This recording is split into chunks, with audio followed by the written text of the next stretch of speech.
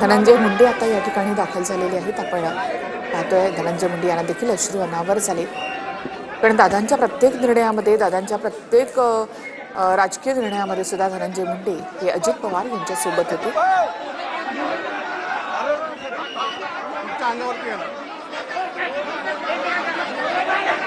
जे राष्ट्रवादी स्प्लिट झाली तरी सुद्धा धनंजय मुंडे हे दादांच्या सोबत नेहमीच राहिले।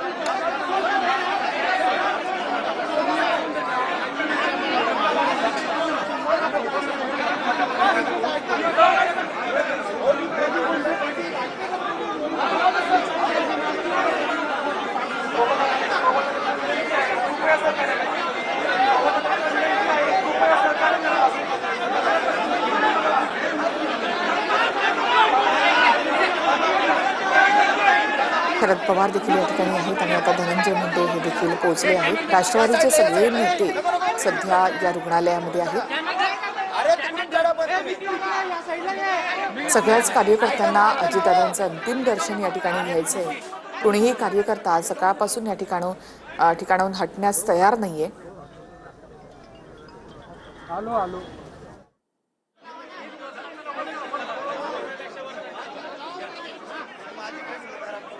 बारामतीकरांनी नेहमीच अजित पवार, शरद पवार यांच्याविषयीचं आपलं प्रेम व्यक्त केलेलं होतं आणि निवडणुकांमधून सुद्धा ते दिसत होतं।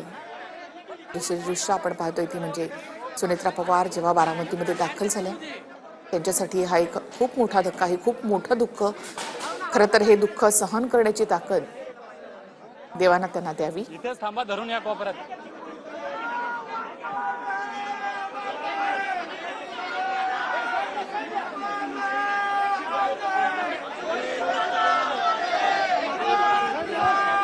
अजित पवार यांच्या प्रत्येक कार्यक्रमांमध्ये, प्रत्येक निर्णयामध्ये सुनेत्रा पवार त्यांच्या पाठी अक्षरशः सावलीसारख्या राहिल्या होत्या।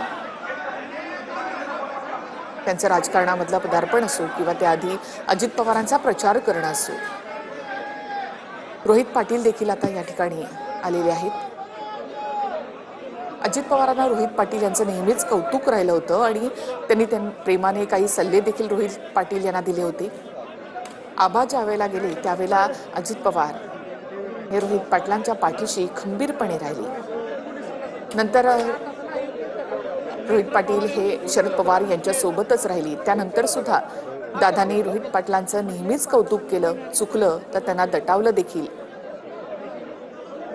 मात्र नेहमीच एक आधारस्तंभ म्हणून राहिली दादा रोहित पाटलांसाठी आणि आबांच्या संपूर्ण कुटुंबासाठी।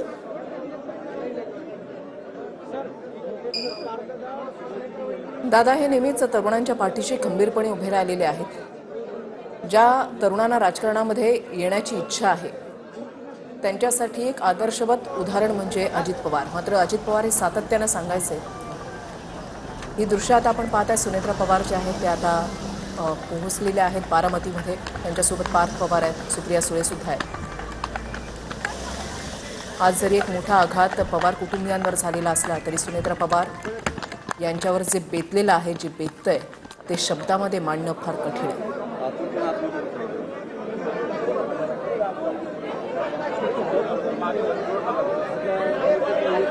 अर्थसंकल्पीय अधिवेशनासाठी दिल्लीमध्ये होत्या सुनेत्रा पवार, सुप्रिया सुळे। ज्या वेळेला ही बातमी आली त्यावेळेला पायाखालची जमीनच सरकलेली असणार। तत्काळ ते त्या ठिकाणाहून निघाले।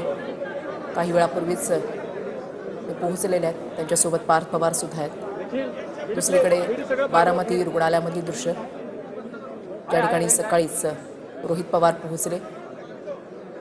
अनेक नेते मंडळी, मंत्री जे आहेत, अजित पवारांना प्रेम करणारे, त्यांना मानणारे कार्यकर्ते सकाळपासूनच बारामती रुग्णालयाच्या बाहेर नक्कीच आणि आपण पाहिलं की सुनेत्रा पवार नेहमीच